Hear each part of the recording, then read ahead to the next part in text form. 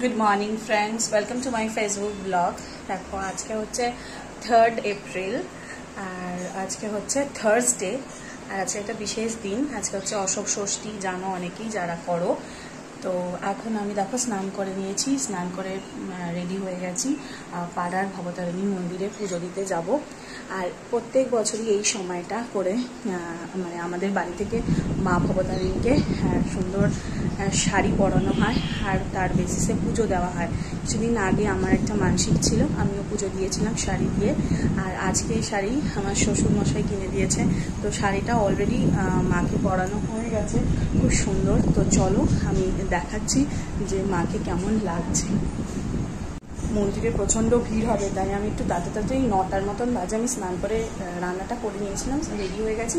এবার আমি যাচ্ছি মন্দিরে, গিয়ে দেখাচ্ছি মাকে কীরকম লাগছে শাড়িটা পরে আর কীরকমভাবে আমার পুজোটা হচ্ছে।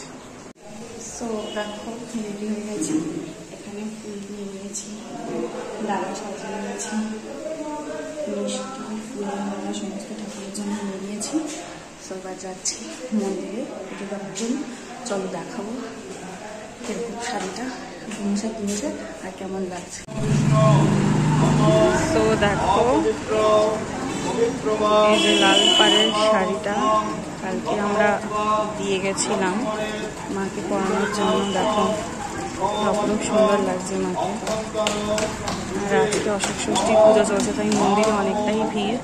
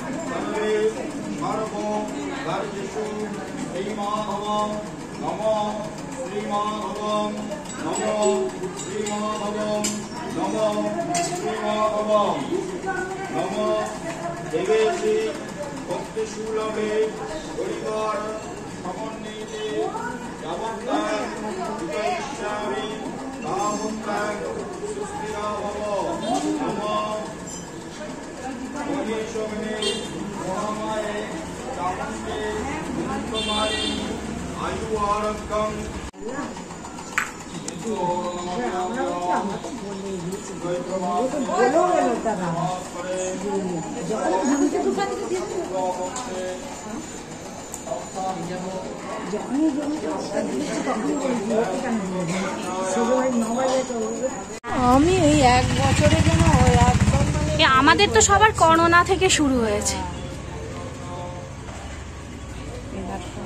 এখানে শিব ঠাকুরের পুজো করায় খাওয়া হলো।